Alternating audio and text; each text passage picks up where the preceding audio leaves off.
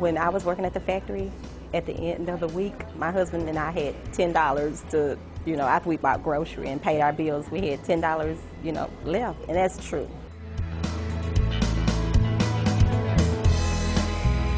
Open the classified section of any major newspaper, and the employment section reads like alphabet soup. Employers are in search and in dire need of workers who hold professional certifications in specialized high-tech areas. As a result, well-trained and highly skilled workers will be best positioned to secure high-wage jobs. However, employers are facing a skilled workforce shortage. Well, it will significantly impact our quality of life, because if we don't have a trained workforce for the jobs here, those employers will go somewhere else to find people who can do the jobs. And as employers leave, that significantly affects our economic impact.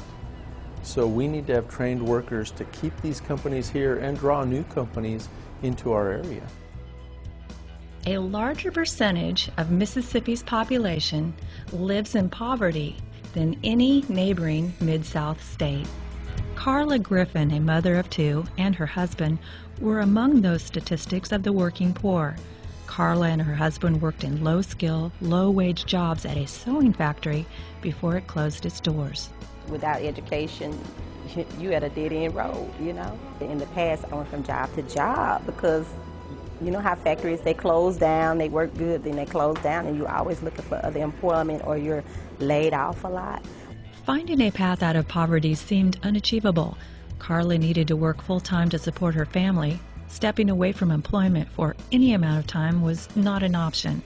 That necessity and a college degree program with traditional semester schedules were barriers that made higher education unobtainable. Career and technical education breaks down those barriers and meets workers where they are by offering flexible, modular, short courses that lead to stackable credentials and degrees.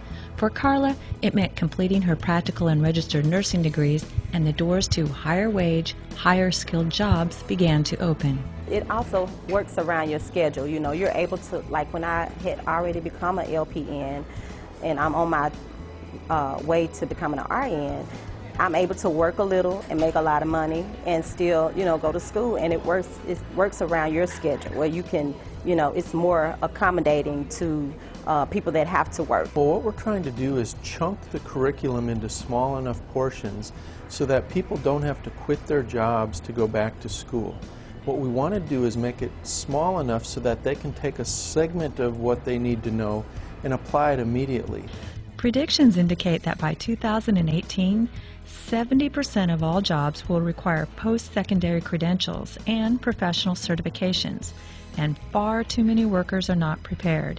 Career and technical education makes it possible for workers to earn cumulative certificates and college credentials.